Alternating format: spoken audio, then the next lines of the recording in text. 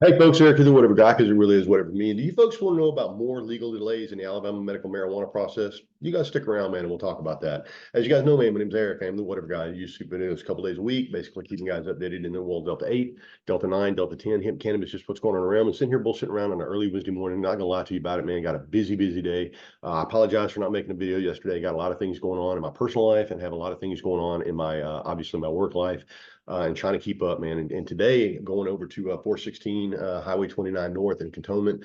Hopefully, we will open up a location today. We've got our POS system coming in today, and we will be up and running. But as it stands, like I said, we will probably only be running for about 6.5 months.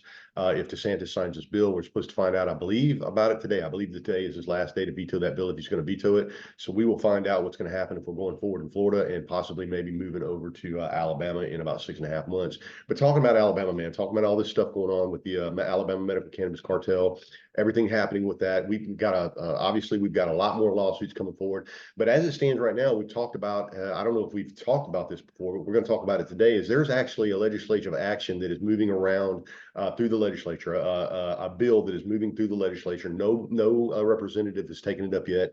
And basically what it's going to do is I believe it's called the free market bill. They're going to allow or at least it's a bill to allow, an unlimited amount of integrated facility licenses, which would allow all of these applicants that are ready to go in the integrated facility space to obviously get a license. And so not one representative picked that up yet. So we fall forward into a position where we're still tied up in legal battles. And hopefully at some point we will get some resolution on this. But I'm going to flip over to an article over here.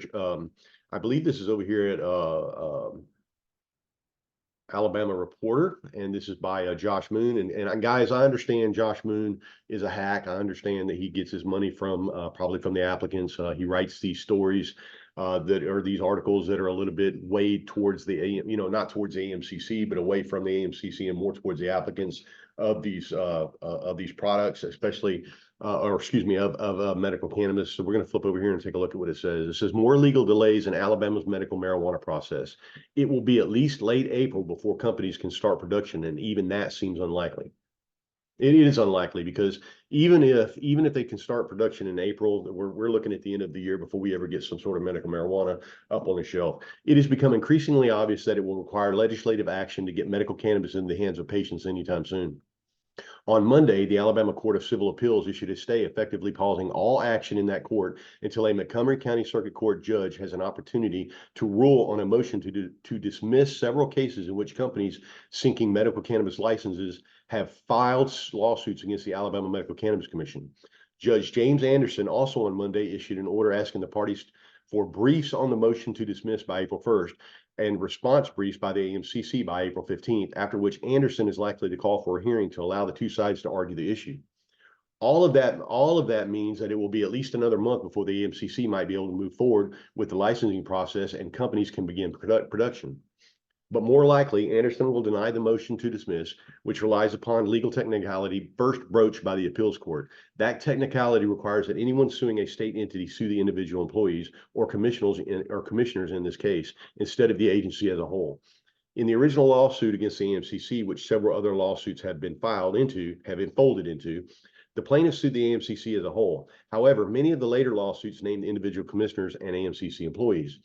Most of those lawsuits focused on the MCC's uneven and odd handling of the licensure process, which was restarted twice after licenses were awarded and mistakes were discovered.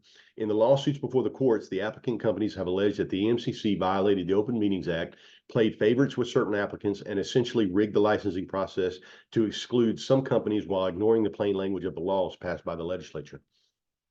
To get to the bottom of it all, after months of courtroom arguments, Anderson ordered depositions to be taken and some limited discovery in the case. The AMCC's attorneys have fought that order tooth and nail, seeking every possible avenue to avoid its commissioners answering questions under oath about their decision-making process.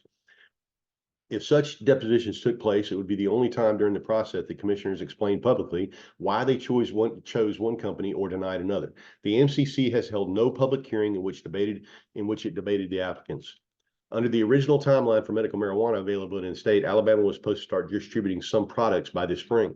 In the meantime, there is a proposed legislative fix that has made the rounds in the State House. Under that proposal, which has not been taken up yet by any lawmaker, the number of integrated licenses would expand from 5 to allow any company that meets the facility and timeline requirements, along with compliance with other laws and regulations, to obtain a license. Dubbed the free market fix, the proposal would effectively end all legal action and allow the free markets to determine which companies can win or lose. According to a lawmaker who spoke with APR, legislators aren't opposed to the idea, but would like to get some agreement from both the applicant companies and the AMCC on this fix.